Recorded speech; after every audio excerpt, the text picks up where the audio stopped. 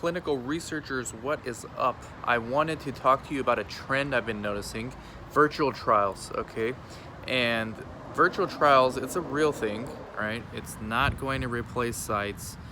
It's done by legitimate CROs, like all the big ones do it, okay? Or at least they're planning on doing it. So virtual trials is not a scam. I want to say that before I get into this video.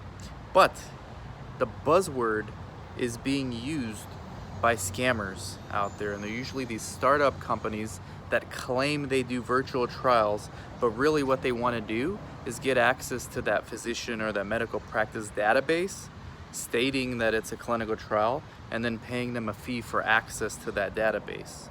All right, a real virtual trial is designed to get patients that live far away from a clinic, allow them access to the study virtually, meaning through a conference like Skype.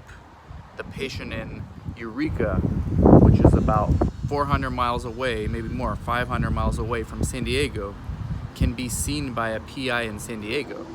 And that PI in San Diego can see all the California patients for that particular study that qualify. They're not being asked to enroll their own patients in the clinical trial. It doesn't make sense.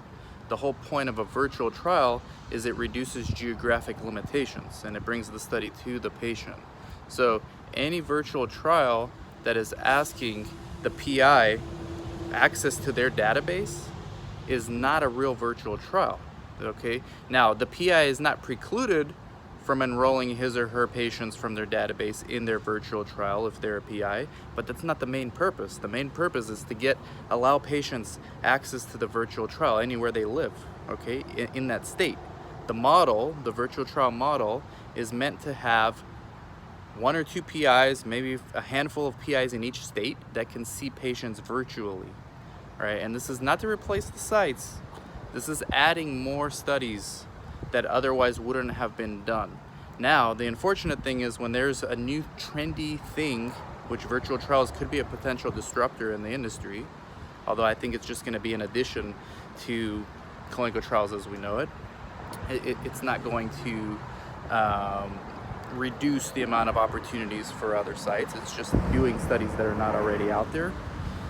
The problem is this trendy buzzword, virtual trials, is being used by startups, scammers, to get access to physicians' databases by saying it's a virtual trial. That's not a virtual trial. Virtual trial should have nothing to do with the physician's database. The virtual trial has to do with giving access to patients that otherwise couldn't make it to that site, the opportunity to be in a study. And a lot of these virtual trial scammers are trying to establish these databases so that they can then go to one of these big CROs and say, hey, you should use us for your virtual trial because we have these databases all over the map, and so it fits right into your plan of a real virtual trial. They know what a real virtual trial is. They're not stupid. Okay, so just be cautious, all right? Anytime someone's asking for access to your database, that's a red flag. Okay, that's not a study. Ask them what the actual study is. I've been seeing this now. I wasn't gonna say anything. I saw this at DIA. I saw this, I've heard about it from a few other people. Now I'm starting to see this trend, and I wanted to get out there and differentiate. I'm not against virtual trials at all. I think the premise is really good. I think all the big CROs are working on making clinical research accessibility easier for patients. I think what you got to be careful for is the con artists out there using it so that they can later position themselves with your database, position themselves as a virtual trial vendor doing a real virtual trial. So just be careful, be aware. I wanted to put that out there. Talk to you soon. Bye-bye.